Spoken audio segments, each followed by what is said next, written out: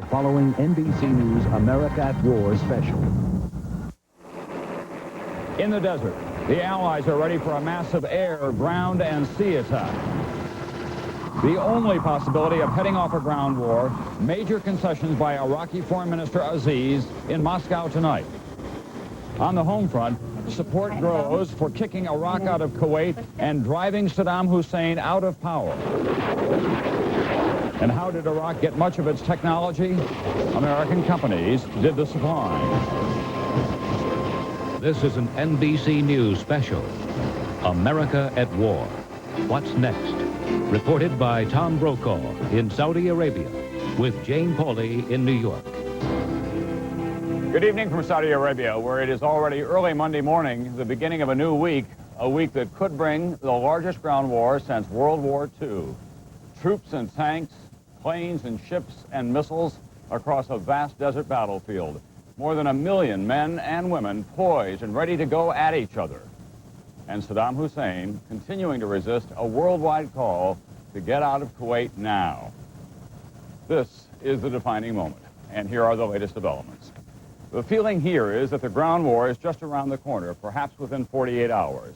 As I said, the last diplomatic card is in Moscow, where Iraqi Foreign Minister Tariq Aziz says it is now up to the Allies to show what he calls goodwill. And senior U.S. military officials say almost 82,000 Iraqi soldiers may have been killed or wounded out of a force of 545,000. If it does come to a ground war, as it now seems more and more likely that it will be led by the United States, of course, and the Allied forces. And tonight, they are cocked and ready to fire. Fred Francis is at the Pentagon for NBC News.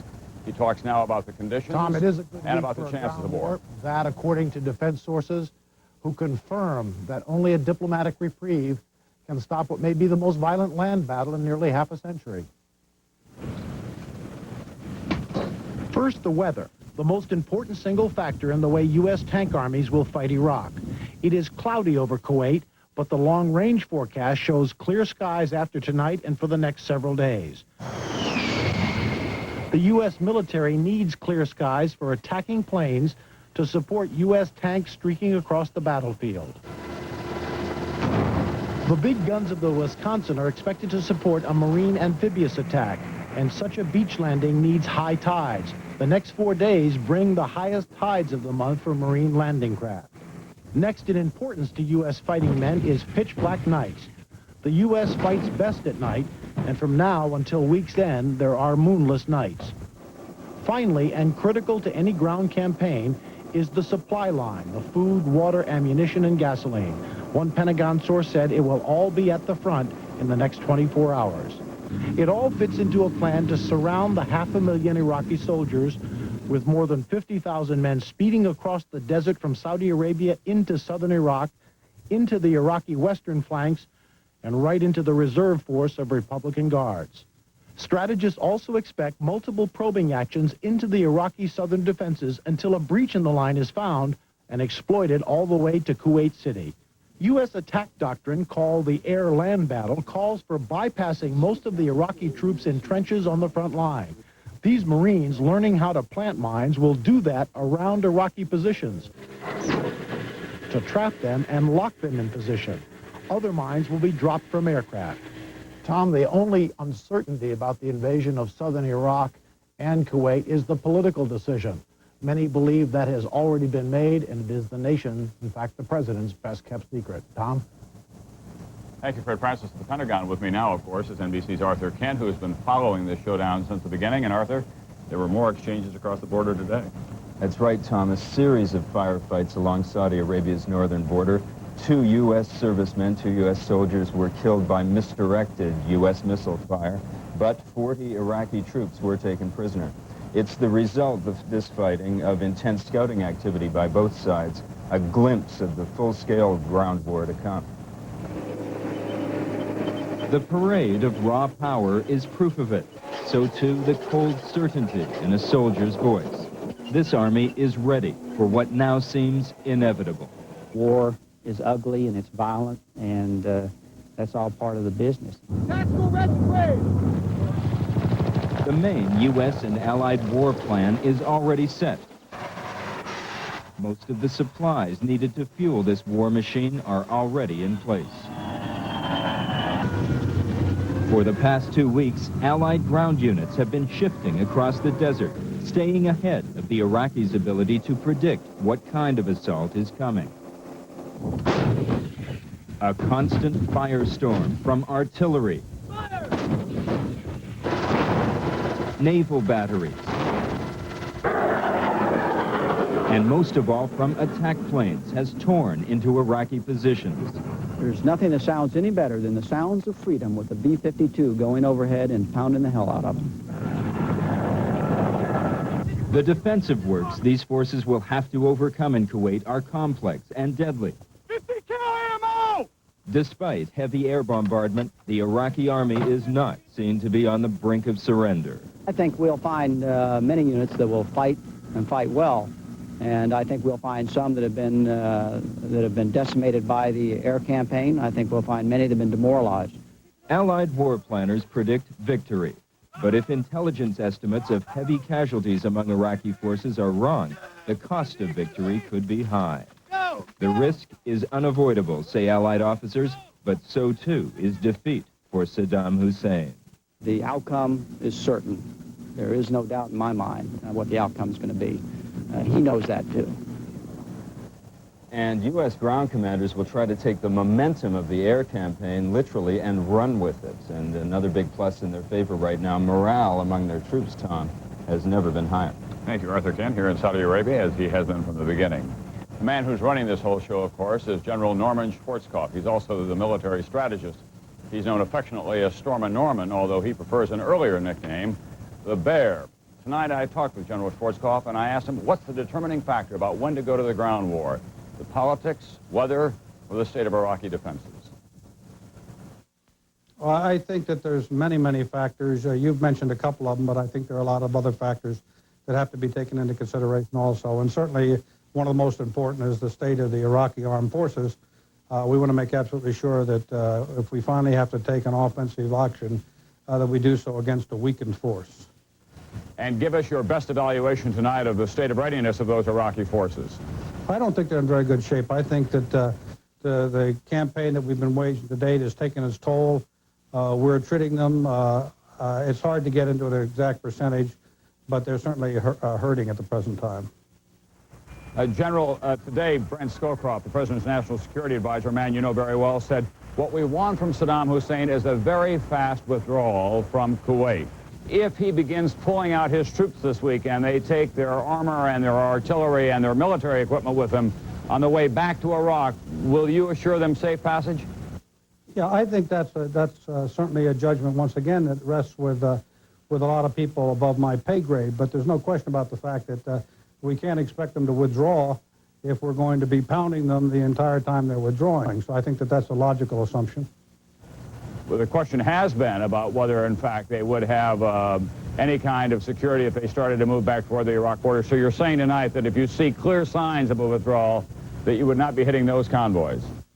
Well, let me put it this way. There will be no question whatsoever in our minds whether what we're looking at is, in fact, a massive withdrawal or whether it's tokenism. And I think that once, if they, in fact, decide to make a massive withdrawal, then you have an entirely different set of circumstances.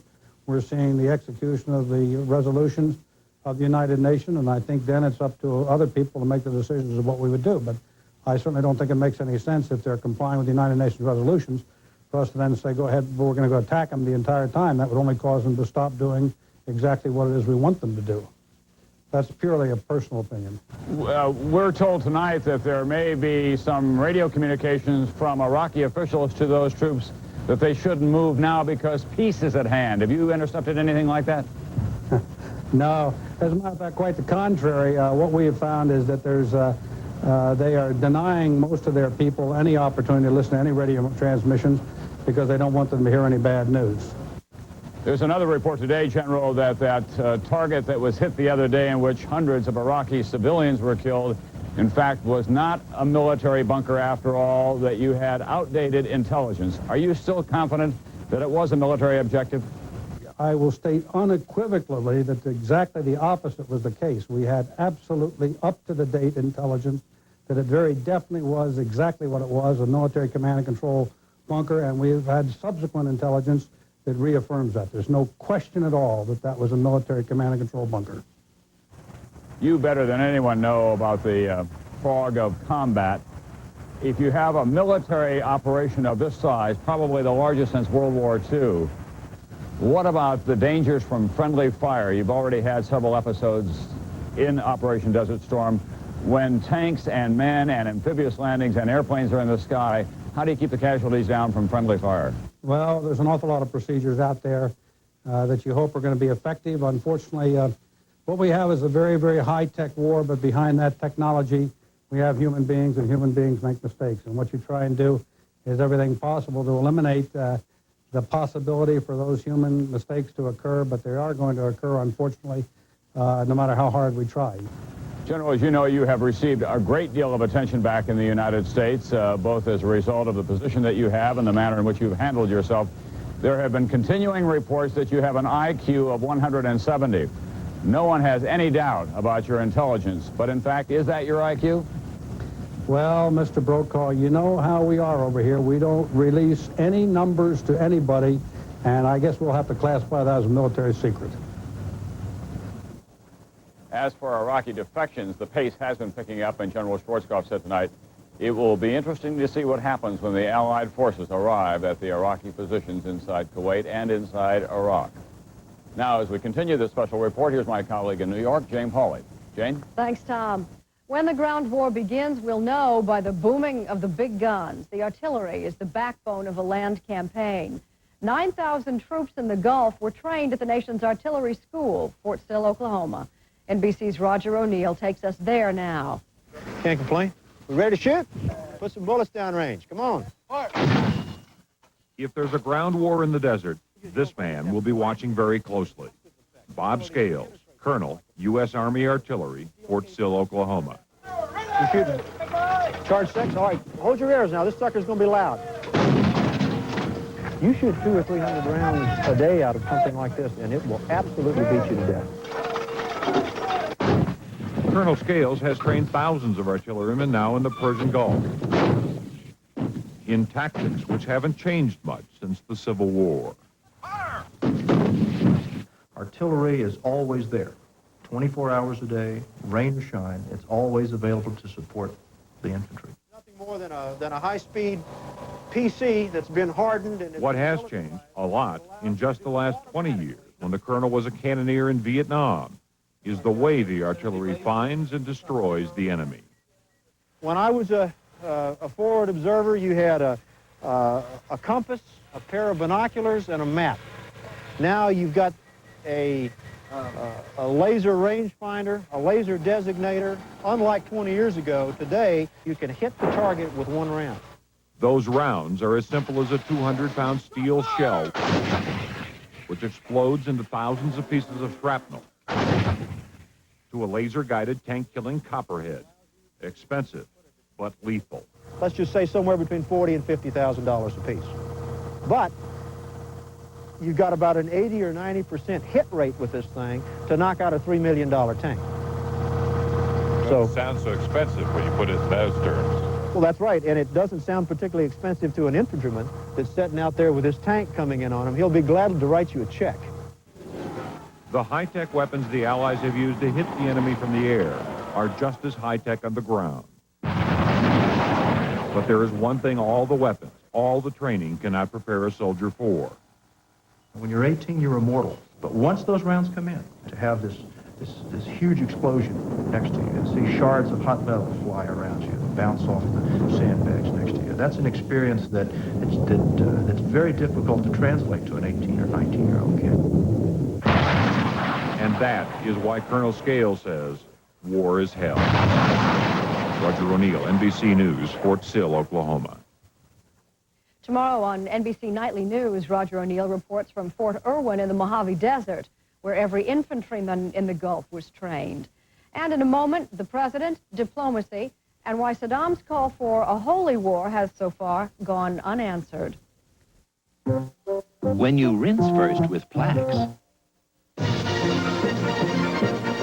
normal everyday brushing takes on a whole new meaning. plaques, clinically shown to remove more plaque than brushing alone. When your eyes feel extra dry and irritated, they need extra relief. Visine Extra gets the red out, plus an extra medication that soothes, cools, and moisturizes dry, irritated eyes. Visine gets the red out and a whole lot more. Alka-Seltzer's Laws of Indigestion. Law number 5. The more sensitive your stomach is to pepperoni pizza, the more you will crave it. For heartburn with headache, you need Alka-Seltzer because there's no law against fast relief. Zestier, crispier, cheesier, healthier. Zestier, crispier, cheesier, healthier. Zestier, crispier, cheesier, healthier. Once you've tasted Weight Watchers' new improved pizzas, there's only one thing left to say. It's Mystery Wednesday. Elliot Ness was the role that made Robert Stack famous. Crack the case the real Elliot Ness couldn't solve on Unsolved Mysteries. Then, Nostradamus. People believe that he predicted the future, including the Gulf conflict. Countries of Middle East will be involved in this war. Did this extraordinary man see across 5 centuries to glimpse the events that now grip the world? A network premiere. Nostradamus. With never-before-seen footage. 2 hours of mystery on NBC Wednesday. With the war about to enter its next phase, all eyes turn toward Kennebunkport, Maine, to the President of the United States. As Commander-in-Chief, the order is his to give. NBC's John Cochran is with George Bush. John, how's the President holding up? Well, Jane, shortly after the war began, the President did show some signs of strain, according to his aides, but not now, not even with the ground war looming on the horizon. Today, the President's neighbors tried to give him a boost. Fire trucks from nearby towns parading while the locals showed their support for the war. Bush came here to recharge his batteries, and today he said he felt good and felt even better about the nation's mood. And the country's pulling together, unlike any time in this kind of situation, any time since World War II. But earlier, as the President attended church, he was reminded that some Americans opposed the war. A Massachusetts lawyer was removed after disrupting the service. In the name of God, stop this massacre! Stop the bombing of Iraq! The President made it a point of noting that Iraqis are not the only people suffering in this war. He said the Emir of Kuwait told him of new atrocities in Kuwait this past week. And he told me that his estimate was some 200 young people, 15 to 20, boys and girls, the bodies mutilated, and all of them killed. Bush said he thinks the suffering of Kuwaitis will end very, very soon. Does that mean the ground war is about to start? But I would simply not comment on that. It reminds me of Saturday Night Live. Remember the questions they asked on Saturday Night? Hey, tell us how we can help the Iraqi soldiers the most. It was a wonderful piece. Yes. What date are we going to start the ground attack?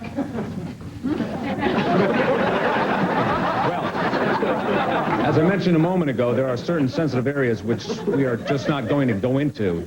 Are we planning an amphibious invasion of Kuwait? And if so, where exactly would that be? Yes, Faroud Hashemi, Baghdad Times. Where are your troops, and can I go there and count them? Nope.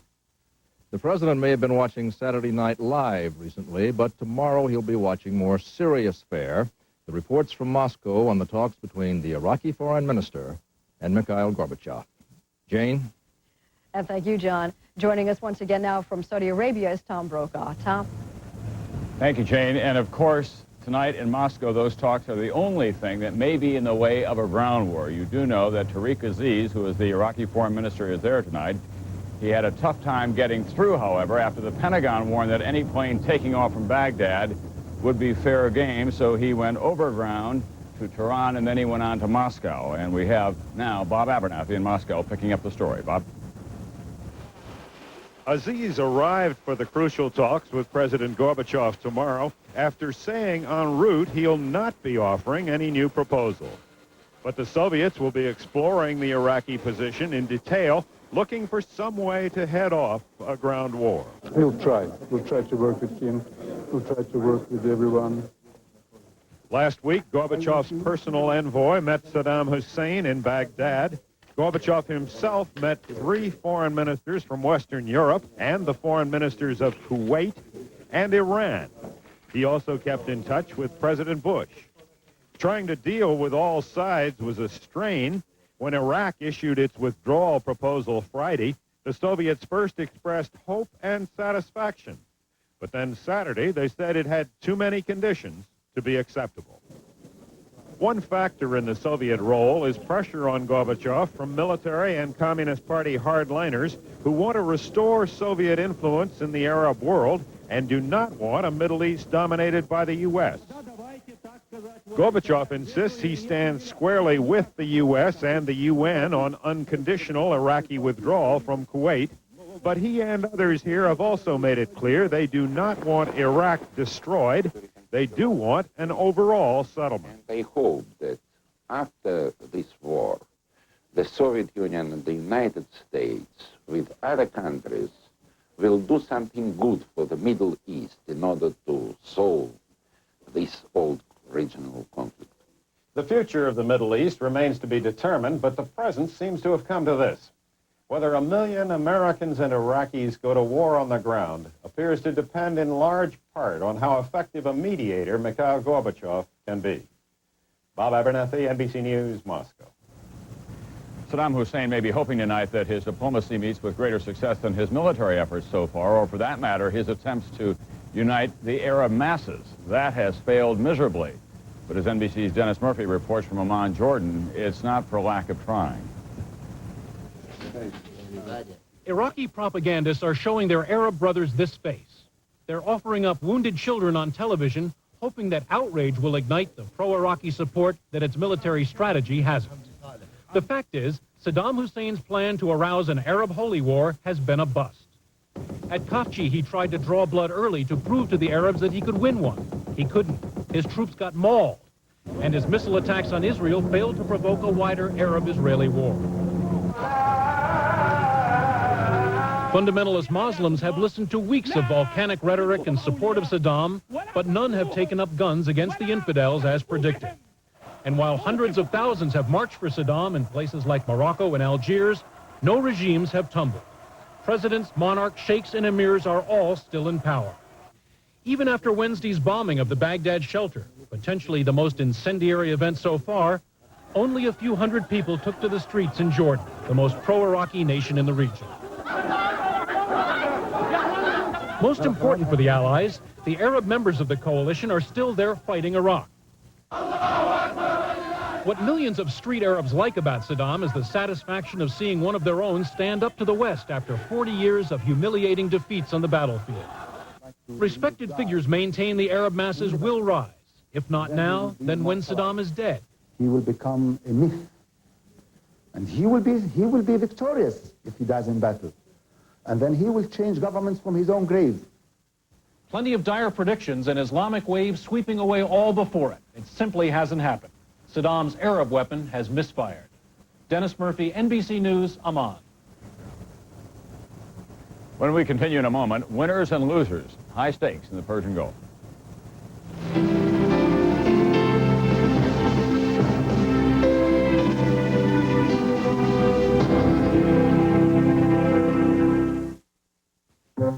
When you rinse first with Plax, normal everyday brushing takes on a whole new meaning.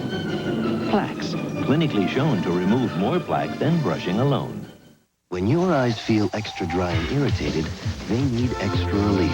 Visine Extra gets the red out, plus an extra medication soothes, cools, and moisturizes dry, irritated eyes. Visine gets the red out and a whole lot more. Flu rages across the U.S. Now in 46 states. What will you do? Doctors recommend Theraflu, hot liquid medicine that works fast. Theraflu, strong therapy for flu symptoms. Number 1. True. False. Number 2. False. True. Number 3. True. False. Need a little luck? Come to Little Caesars and get Lucky Sevens. 2 medium pizzas with 7 toppings for only $7.77. Pizza. She confessed to her stepmother's murder. daughter's life! But was there more behind the most mysterious family crime ever? I still don't want to believe a little girl like this could do that. A cop searches for the truth. A lot of loose threads on this one. Her father tries to hide it. Daddy, I'm scared. I'm not going to let anything happen to you. But only the truth can save her. This is your last chance. I don't remember anything. I think you're lying. 27 years to life. Her sentence begins and the conspiracy unravels. He collected almost $1 million in insurance on his dead wife. He buys an enchanted lifestyle. Just because Linda's dead doesn't mean we can't be happy. And tries to bury what really happened. Prove to me that you love me. Don't make me do it. Was a young girl's need for love so desperate? He shows his love for you by letting you pay for his crime. Why, Daddy? That she told so many lies. Just doing what you told me to do. How many more versions of this story can there be? And kept secret the real family murderer. The hell will you protect me? I've got him right here. I can't go to jail! Love, Lies, and Murder is next on NBC. If this war comes out as the United States expects it to, it will produce a new political order in the Middle East. Some countries will be big winners, others will be losers. Most, however, well, their role won't be so easily defined. We've asked NBC State Department correspondent John Dancy to look into all of this tonight. John? Tom, every country in the coalition has its own definition of victory. The countries opposing Saddam are like bidders at an auction. They all want the same thing, victory, but each wants it for a different reason. Each will pay a different price. Kuwait wants it most of all, to liberate and rebuild its country.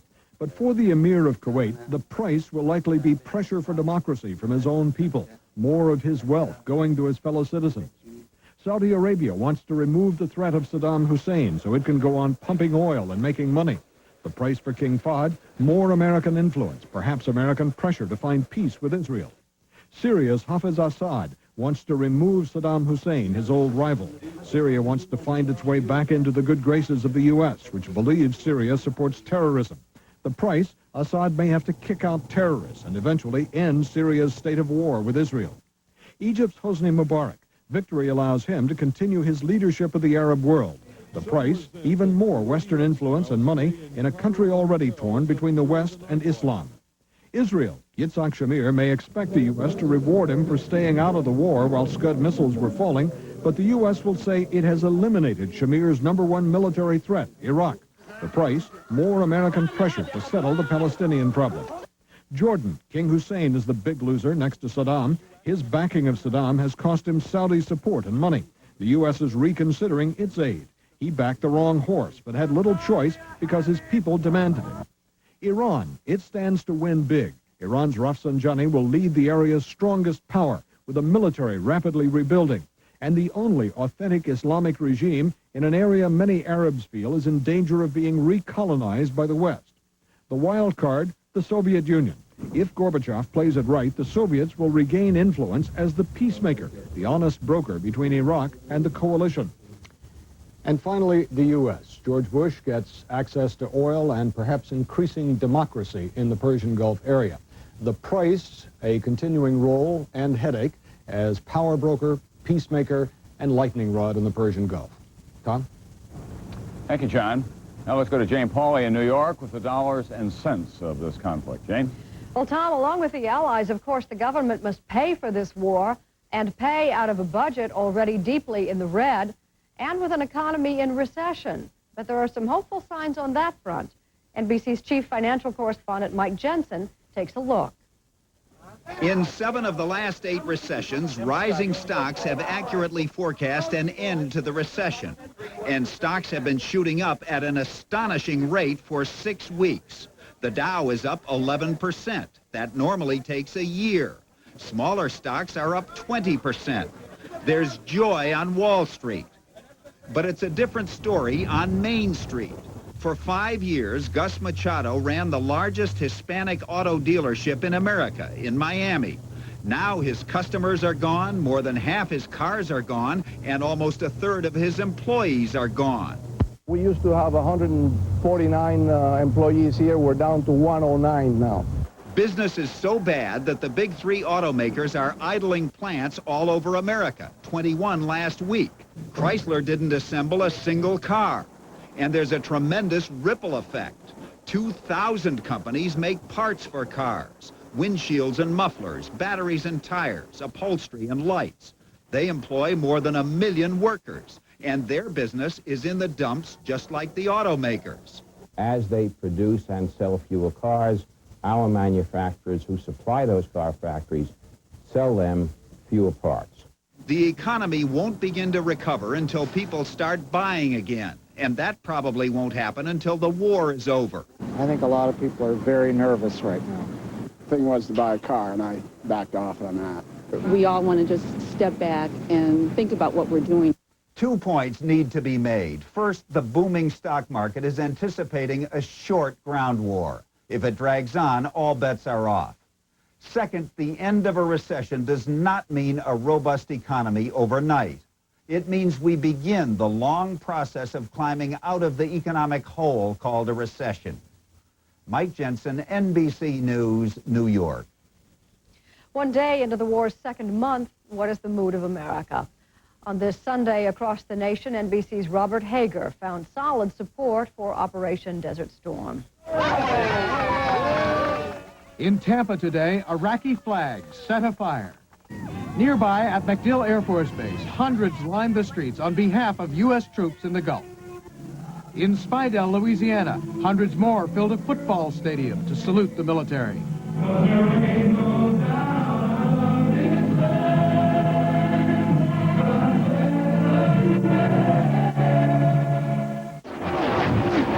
And at today's Daytona 500 as well, another outburst of patriotism.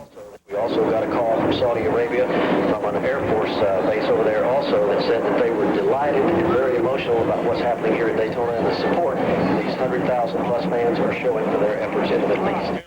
The latest polls show a huge number of Americans support the war. One just out from Newsweek, 90% say the war should continue until Saddam is out of Kuwait. One from ABC and the Washington Post, 78% believe a ground war is necessary. One from CNN and Time magazine, 80% support President Bush. They were sure of that at Deedle's Tavern outside Rockville, Maryland today. At the pool table, it was unanimous. And at the bar as well, where John Muldoon and Ed Fulker were working on a couple of cool ones. Saddam's picture hung on the men's room door. War is a crazy thing. It's an insane thing. And basically, we should never have any. But in this particular case, I think it's absolutely justified. The man's just crazy, and he's got to be stopped. And now's the time to do it. Across the continent, the Los Angeles First African Methodist Episcopal Church. Let the children of war in uniform know that we, their loved ones, embrace them, pray for them. Many here have relatives fighting in the Gulf. Nikki Burley talked about her son, a Marine. I've seen a man emerge. Now, whether he comes back in a body bag or he walks back here sane and sound, he's mine. And I'm thankful to God that I've seen the growth in the last 3 years. Worshippers joined other Americans this day in praying for the best from an uncertain future. Robert Hager, NBC News, Washington.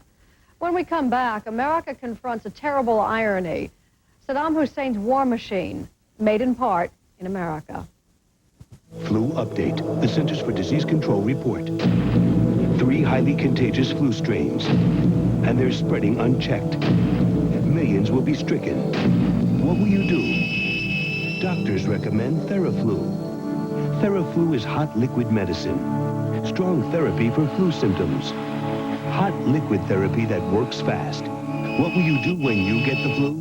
Doctors recommend Theraflu. Strong therapy for flu symptoms. Having Cody was a beautiful experience, but the extra weight I gained made me feel a lot less than beautiful. Then I tried the Ultra Slim Fast plan. It's nutritious, easy, and best of all, it works. I lost those last 10 hard-to-lose pounds in only a month, with a delicious shake for breakfast, another for lunch, and then a sensible dinner. You know, thanks to Ultra Slim Fast, that extra weight is just where it should be. Off. Ultra Slim Fast. Give us a week, we'll take off the weight. America at War. What's next? With Tom Brokaw and Jane Pauley will continue. It's time to better understand the issues that affect you most. Every weeknight, NBC Nightly News takes a closer look at what's concerning America. From family issues to health and medicine. From crime to people who make a difference. Special reports that might make a difference in your life. Only on NBC Nightly News with Tom Brokaw.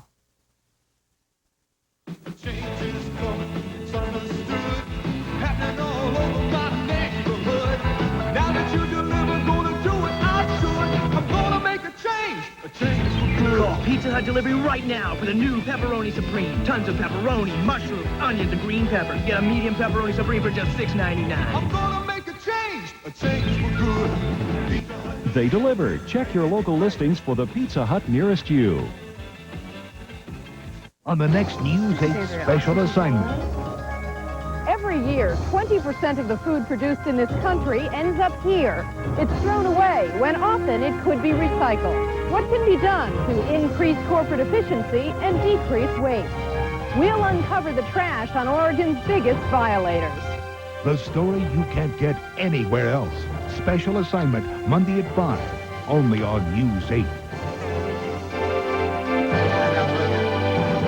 The sexiest love scenes ever on Entertainment Tonight. Monday. America at War. What's next? With Tom Brokaw and Jane Pauley. Continue. As we continue with this special report on what appears to be an imminent ground war in the Persian Gulf, we want to remind you that Sunday nights at this hour, we normally present Expose. That's the new NBC News investigative report. And so tonight we want to bring to you an expose report on how Saddam Hussein was able to get sophisticated U.S. military technology, among other things, with the help of high officials in the Bush administration. This grainy video from Iraqi TV shows a test firing of Saddam Hussein's ultimate dream weapon, a ballistic missile that could travel between continents. And in the control room, American computers monitor the missile's progress. The computers got to Iraq with the approval of an agency of the United States government, the Department of Commerce. Thousands of miles from the Gulf, this is the Department of Commerce, one of Washington's sprawling bureaucratic mazes. It takes the census, forecasts the weather, and was supposed to control what gems of American technology got into the hands of Saddam Hussein. Can you just bear with us a second, please? I'm running late. This is Robert Mosbacher. He is Secretary of Commerce, head of the department responsible for millions of dollars of civilian and military exports to Iraq. I want to ask you about the Commerce Department's policy in exporting dual-use materials to Iraq. Bye-bye.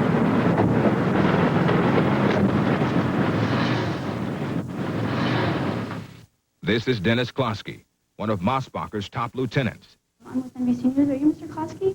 Yes. Would like to talk. He is supposed to monitor the exports so that nothing dangerous gets out. Can I just get a comment, please, from you, please? I have. And this is Michael Manning, a Commerce Department official whose job is to help American companies line up lucrative deals overseas. All three of these officials, public servants paid with our tax dollars, attempted to run or hide when Expose tried to talk to them about a scandal brewing in the corridors of the Commerce Department and beyond. There are two reasons why a bureaucrat will not talk to the press. One is security reasons, which are legitimate. And secondly, they're embarrassed because they've made a mess of something. William Van Robb was Commissioner of Customs under President Reagan. He tried to crack down on dangerous exports. In this case, I think they ought to be embarrassed. Embarrassed for what? For doing something that the American people think is not only wrong, but shocking. What many find wrong and shocking is that the Commerce Department aggressively pushed the sale of sophisticated American hardware into the hands of Saddam Hussein. The Commerce Department for years has pandered to the venal businessman whose desire were just to increase profits. And they too often place national security second to profitability. Some of the Commerce Department's most bitter critics have been senior officials at the Customs Service and here at the Pentagon. They told Expose that the Commerce Department repeatedly ignored warnings that what was being sent to Saddam Hussein by American companies was being used to build chemical and nuclear weapons. Richard Pearl was Assistant Secretary of Defense under President Reagan. The Commerce Department at one time or another has fought with the U.S. Customs Service, it has fought with the Department of Defense, it has fought with the Department of State, it has fought with the Central Intelligence Agency. Why? Bureaucratic turf. This internal Commerce Department document, obtained by expose, reveals how the Commerce Department told the Pentagon that it had no business meddling in some of the most dangerous export control issues the government ever faced. Quote, the development of biological and chemical weapons as well as missile technology are beyond the preview, perhaps the author meant purview, of the Defense Department. In the last several months, as military and intelligence officials scramble to assess Saddam Hussein's military strength, Commerce Department officials have tried to keep the lid on their potentially embarrassing decisions. These secret Commerce Department documents, obtained by expose, are stamped with a solemn warning. Unauthorized disclosure is prohibited by law. The documents disclose dozens of American deals with the Iraqi government the department promoted and approved. The inventory is chilling. Trucks and navigation radar to the Ministry of Defense in Baghdad. Bacteria and fungi to the Iraq Atomic Energy Commission. Computers to the Ministry of the Interior, which runs Saddam's dreaded secret police. All approved by the Department of Commerce. Every one of these items, bacteria, computing equipment, chemicals, all of these things have military application. Now, you've got to be a fool to deal with the Iraqi Atomic Energy Commission without the utmost care. I can only say good day to you folks and ask that you move out of the way of my automobile, please. Michael Manning is the Commerce Department official who encouraged this company, Consark Corporation of New Jersey, to sell several state-of-the-art industrial furnaces to an Iraqi ministry run by Saddam Hussein's son-in-law. Before the deal, Consark's president warned Commerce that the ovens could have nuclear potential. Former Pentagon official Stephen Bryan.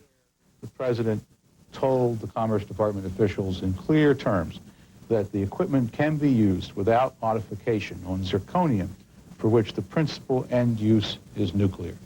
Let me go back to that. Principal end use is nuclear. Yet Commerce Department officials chose to believe Iraq's official explanation, outlined in this press release from the Iraqi embassy. Quote, Iraq needs these furnaces in producing artificial limbs for the thousands of unfortunate people who lost limbs during the 8-year war with Iran, and finds it most inhumane to prevent or delay the acquisition. You don't have to be a genius to know that Saddam Hussein was not looking to help the handicapped. Government sources told expose that the Commerce Department was still keen on the Consark deal only weeks before Iraq invaded Kuwait. The shipment was canceled only after Pentagon officials made a direct appeal to the White House. And so we stopped the export of furnaces that had the potential to contribute to Iraq's nuclear capabilities. And then there's the vital matter of satellite reconnaissance. Pictures taken by spy-in-the-sky satellites are crucial sources of information for modern intelligence agencies. And American spy satellites are the best. Good morning, International Imaging Systems. We now learn that Iraq has bought advanced satellite computers from this company, International Imaging Systems of California. This is the only statement that we have to release. Okay. The official excuse was to be used to study forestry in Iraq. Our worry was that it would be used by the Iraqis to target their neighbors and also to target our own ships then operating in the Persian Gulf. The fact is that it was licensed in 1987. We were never told about it. I only learned about it about a week ago. And they went ahead and licensed it again, another copy of it, in February of 1990. That was just 6 months before Iraq invaded Kuwait.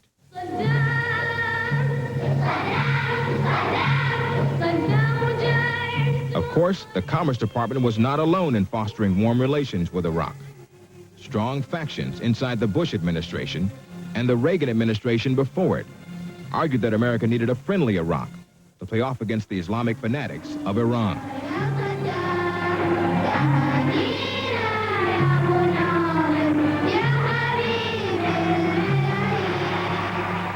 April, right before one of Iraq's most joyous occasions, the birthday of Saddam Hussein, a group of prominent U.S. senators with White House blessing traveled to Baghdad.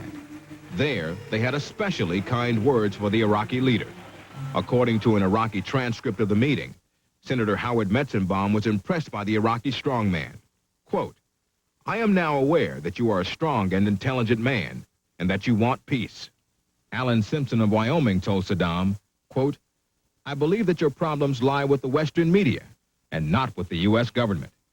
All these nice words, which the senators claim were taken out of context, came just 4 months before Saddam Hussein invaded Kuwait. A lot of people were wrong about Saddam Hussein. What's unforgivable is that we put in his hands technologies that we shouldn't put in the hands of any leader with a record like Saddam Hussein's, whether we thought him an immediate threat or not. So the things we approved for export to Iraq, we're staring at today. Oh, yes. The difference is the people who wrote the licenses are not in the desert.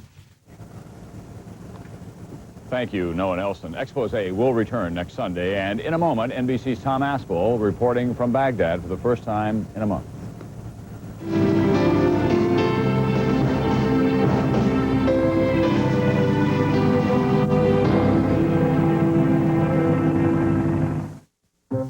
When you rinse first with Plax, normal everyday brushing takes on a whole new meaning. Plax, clinically shown to remove more plaque than brushing alone. When your eyes feel extra dry and irritated, they need extra relief. Visine Extra gets the red out, plus an extra medication soothes, cools, and moisturizes dry, irritated eyes. Visine gets the red out and a whole lot more. Someone should talk to you about how much time you spend on the phone, and who you talk to, and when and where. A Sprint representative can easily help you select a savings plan for your personal calling needs.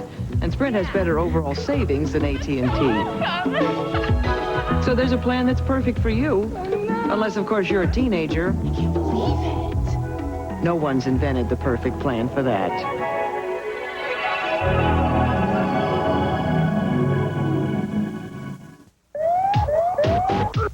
Got a painful cold? Gotta get relief?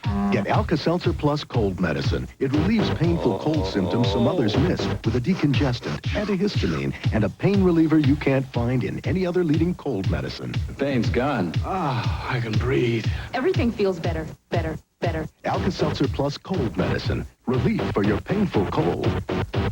And now for sinus and allergy relief, try new Alka-Seltzer Plus sinus allergy medicine.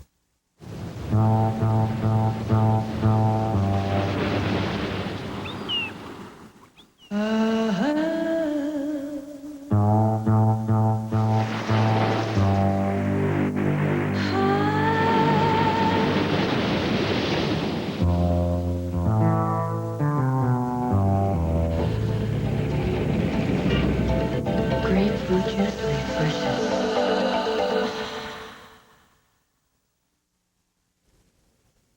There was no Allied bombing in Baghdad today. All was quiet.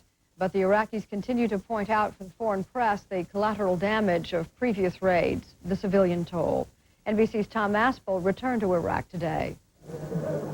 In the town of Samawa, 100 miles south of Baghdad, local people claim up to 80 civilians were killed a few days ago when Allied warplanes bombed a bridge linking the market area with the main residential district. And we will not fail in this war. We will succeed. Yes, we lost our sons, but at last we will succeed. It's difficult for these people to understand why the raids are reaching this far into Iraq. They say there are no military targets in the area, and they feel the Allies are punishing civilians in this war for no real reason. The war, they say, is a long way south of here, in Kuwait. In Baghdad today, it's been overcast and cold. One reason, perhaps, why there haven't been any raids for the first time in a month. In the Christian churches, normally full during this war, there's a noticeable absence of young men. We are all in the army. And if I can go, I will go to the army. But I can't. I'm too old. Those left here blame the United States for the increase in civilian casualties. America America because they are rich, they are strong, they can do whatever they want. Not us. There are some here who feel that civilian areas are being deliberately targeted in an effort to turn the people against the government. That isn't going to happen. Each time a civilian is killed here, the United States gets the blame. Jane? Tom, when Allied bombs destroyed that bomb shelter in the Iraqi capital last week, many civilians were killed. That's undisputed. But was it just a shelter, as the Iraqis claim, or something more? NBC's Andrea Mitchell has some answers to that question. Was it a command and control center or a civilian air raid shelter? According to intelligence sources, it was probably both. A civilian shelter and a hidden high-tech communications facility. When Iraqi officials took reporters to tour the rubble, there was no evidence of a military operation. I saw no radio aerials, no satellite dishes, no communications antenna of any kind. I saw no sign of any military equipment on that lower level, and I looked into all the main rooms. Intelligence sources tell NBC News there were no antennas because messages from the bunker went out on cables, running to antennas some distance away. Reporters did not see cables, but in the television coverage, the Pentagon did. Their picture showed ducting in the ceiling that obviously carries some type of cables, and that's not something you'd normally put into a bomb shelter. Officials say the equipment would look like this telephone switching center, wouldn't take up much space, and was probably hidden below the level visited by reporters.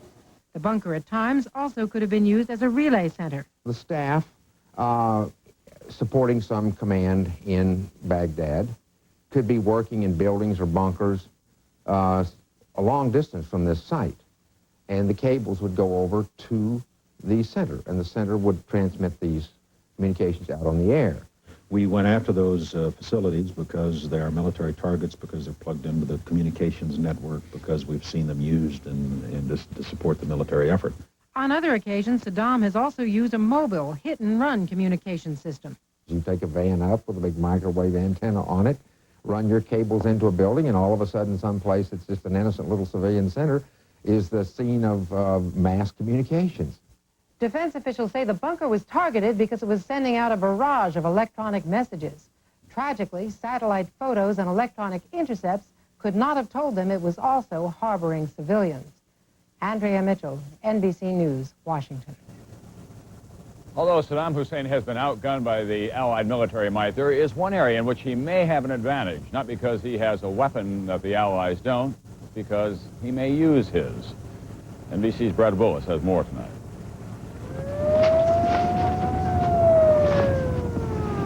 It's the wild card in Saddam Hussein's poker hand, chemical and biological weapons. The very thought of them causes more fear for coalition forces than anything else in Iraq's huge arsenal. And many military commanders on the front lines are convinced they will be used. NBC News has learned that U.S. intelligence sources have tracked the deployment of suspected chemical and biological weapons from Iraq into forward positions in southern Kuwait. It's a move that both protects them from airstrikes and prepares them for use against coalition forces in the event of ground war. Many have feared that Saddam would use chemicals and Scud attacks on Saudi Arabia and Israel. But it's extremely difficult to deliver those weapons with long-range missiles. In ground war, however, it will be much easier to fire them with great accuracy using artillery. Some experts expect that 10 to 15,000 U.S. troops could be exposed to chemical weapons when they cross the border into Kuwait. Not only from artillery, but from mines buried in huge sand barriers called berms that form the front line of Iraqi defenses.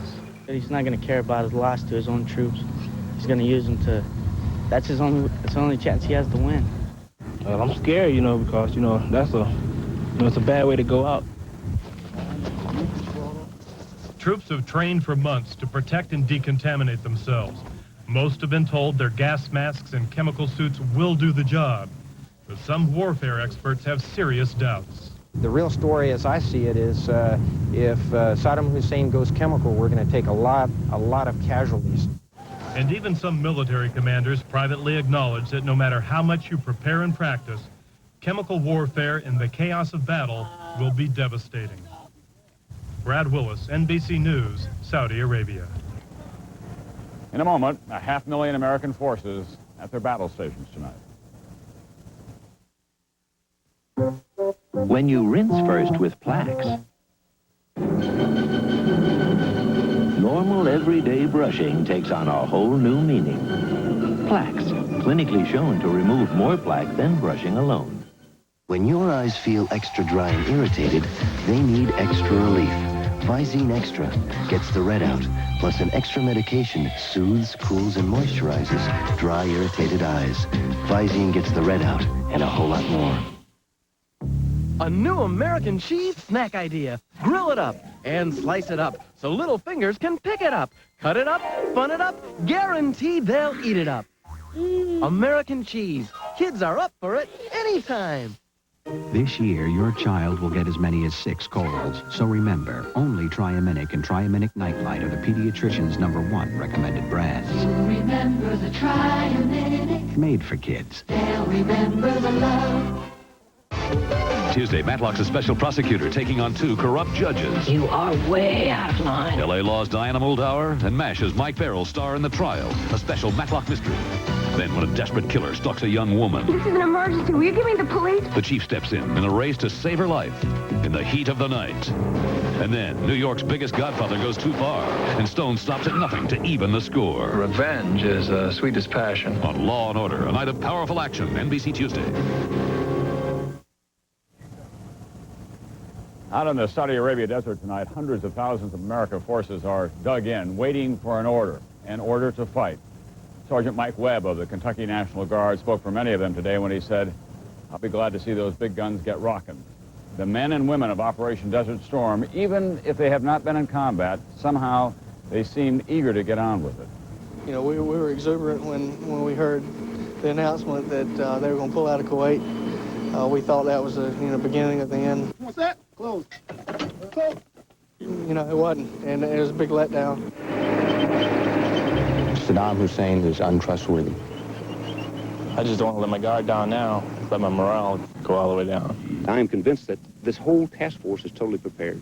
Behind this gun, I'm ready. Anything it hits is going to go up in pieces. Anything.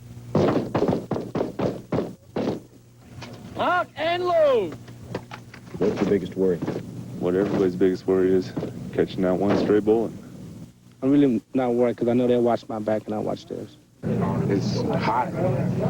All right. I love you too. All right. Happy Valentine. You want to? Yeah. Thank you. Time is very, very slow. You just can't imagine how slow time goes over here. So you can think about his home and, the good life of the United States. One day we'll be real confident. We can't wait to go in there and kick some butt. And the next day, it's like we're ready to go home and get it over with. Miss our loved ones.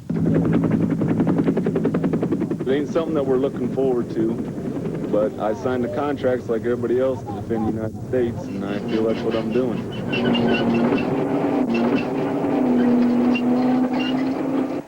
The outcome is certain. There is no doubt in my mind what the outcome is going to be. Jane, since the showdown began last August, every time we thought that there might be some relief, we have gone on to the next worst stage, and tonight it does seem certain that the countdown is on to a ground war. By the way, those are fighter planes taking off in the background even now. I'm Tom Brokaw in Saudi Arabia.